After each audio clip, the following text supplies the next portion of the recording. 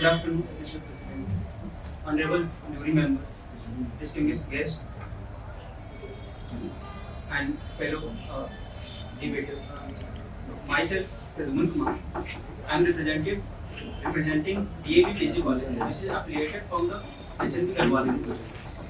I am speaking against the motion, which my former speaker has spoken for the motion.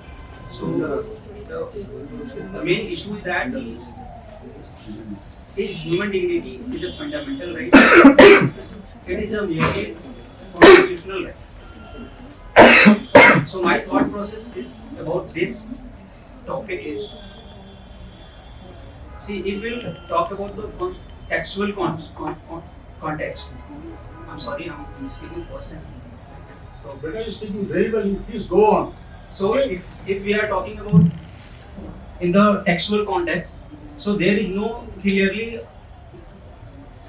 text in the constitution regarding human dignity, which must be the fundamental right. So in the during the critics of during the very judicial interpretations, the various lawyers has indicated that this should be the fundamental right. But again, some of the lawyers have stated that how it is possible if there is no clear evidence in the constitution or the text mentioned in the constitution which can be the fundamental right. So according to this statement, this is just merely a constitutional right, not a fundamental right. Again, second point is that if we will take the example of Sabrimala temple case, so there was issue that 15 to 45, the age between 15 to 45 women can't enter into the temple. But that will be the discrimination against, that will be the discriminatory practice, and the practice against that is also the violation of the right to freedom, which is mentioned in Article 25 to 28 in the Indian Constitution, and the gender discrimination, which is mentioned in the Article 15 of the Indian Constitution. But in the various argument, in the various judgment, it is clearly concluded that it is just a constitutional right. It is not a fundamental right. So my third point is that if there is no textual evidence in our Indian Constitution, so it can't be a fundamental right. It is merely a constitutional right.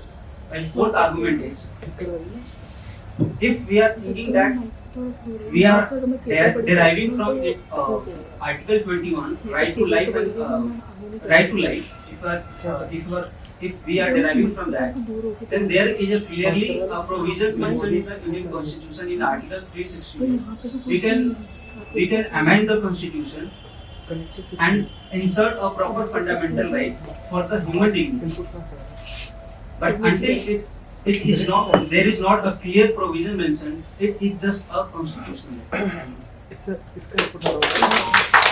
questions from the students? Yes, please. Come on. Does the speaker contend that religious freedom and human dignity are parallel and equal? Sorry. Does the speaker contend that religious freedom and human dignity are parallel and equal? See, religious freedom is totally a complete collective responsibility of the Constitution. But human dignity is totally little bit individualistic kind of freedom for a particular human being. That's the actual question. So how does the question of Sabrimala temple case stand in this debate? See, I took example of that Sabrimala temple case because in the conclusion of that debate, the judgment was that human dignity is merely a constitutional right, not a fundamental right. That's why I took that example of Sabrimala temple case. Right. Any other question? Yeah, please. Adding on to the question of Do you support duty only for humans or also all entities? Entity like Entities like okay. for the protecting of the animals, there are certain provisions also made, but we are giving some certain kind of freedom to the human. So there is a law regarding the human being. If we like, we are giving the certain freedom to the human because they have not to live just life. They have to live a just dignified life. Sir, in my sense, it is not fully live, right? But if humans are given dignity, as you mentioned, something like it is not only the dignity part. But again, if the women have dignity to not enter the religion, even Lord Ayappa wants that for that particular time, only these women are not allowed to enter the religion. Why it should not be allowed? Why is God not given respect to a lot of religious denominations associated? The Honorable Apex Court has already delivered the judgment. You cannot say anything which is beyond the scope of the judgment written by the Supreme. That's why I told you, it's a clear judgment on that. So I can't. Right? The things are already settled by the Supreme Court. You cannot unsettle.